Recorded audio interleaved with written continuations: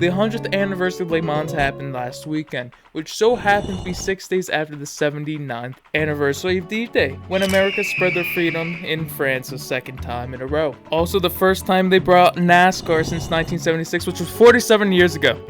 You know who is also 47 years old? Jesse Tyler Ferguson, the gay guy from Modern Family. Also, a known Scientologist, DJ Khaled. Now you can call me a QAnon supporter, believer, whatever you think, but this is no coincidence. It is true. This is why NASCAR came back since 1976 this year to Le Mans, because something's going on. The deep state, it's coming after us, I'm telling you. So America decides to come with a new gen NASCAR, which so happens to be, I have this now, a Camaro Z1, a Chevy Camaro ZL1 with some upgrades. The biggest upgrade of them all, you won't believe it, headlights.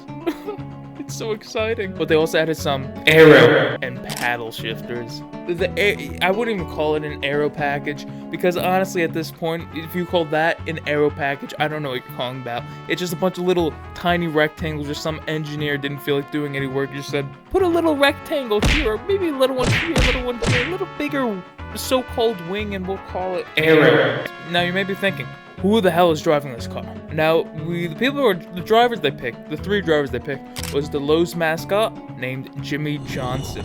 Jensen Butler, you might recognize him from Mike Rockefeller. For the pit crew, they are all irrelevant, as we all know, so we don't really care about them, we can just skip them.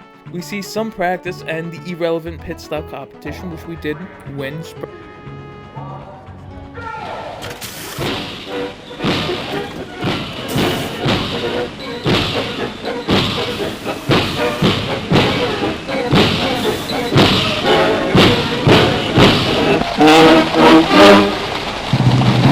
All of the people from the country Paris was just amazed by the sound of this car. I mean, the car would just...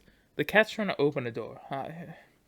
The sound of the car just drowned out every single car there. It was great. People were amazed. That's just the most important things that happened during practice. Everything worked perfectly fine. But there was one thing we did learn, is that the car cannot go slow.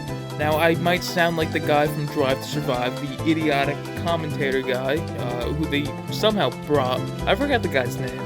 Who would say the stupidest shit, like, you want to be in first place to win the race. That guy. I'm gonna sound like him right now, but it is true. That car cannot go slow. It is the worst thing to happen. It needs the aero package that it has, so-called aero package that it has, to perform well. It needs to go fast for this car to perform anywhere near the standard of the hypercars and GT cars. That's the one thing. So the worst possible thing that can happen is rain. The race starts with Rockefeller starting. It then rains. Many hypercars just decided to send it, costing millions in damage. But hey, I mean, you gotta hit the apex somehow. The NASCAR can't do shit. It's basically trying to get around a corner at a very slow speed. It was also very boring to watch. Also, speaking about watching it, I didn't feel like paying for the race, so I decided to watch a YouTube stream of the race, which just had a box covering the middle of the screen so it won't get copyrighted. But what ended up happening was you could only see the outskirts, which was, I mean, the most important part is like the leaderboard you can see on the side. That's all you can see in like a little bit of the scenery, the track scenery. So we then reach nighttime. The Lowe's mascot decides to drive into the car.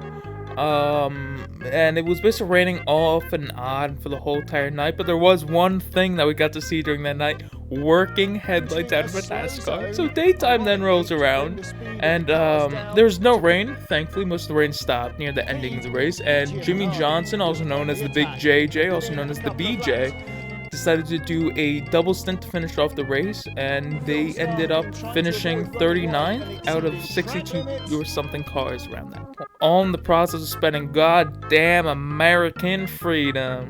But there's also another story to this story on top of a story. Ferrari did something for once. They actually won a race. It sounds crazy. But they did something. After taking a long break from the Le Mans race, they finally decided to come back this year. Just like NASCAR, you know, it's a very special race, 100 years since the first. A lot of new things happened, which is great. But Ferrari actually ended up winning. Too bad Ferrari can't win in F1. I mean, they got the drivers. They just need better strategy and a fucking better car, to be completely honest. So who is the real winner here? Is it Ferrari, who actually won the race for once and won something for once, like a beta male might say, who is mentally challenged? Or is the real winner's NASCAR? I think the real winners here is goddamn America and its freedom, spreading around the country of Paris again.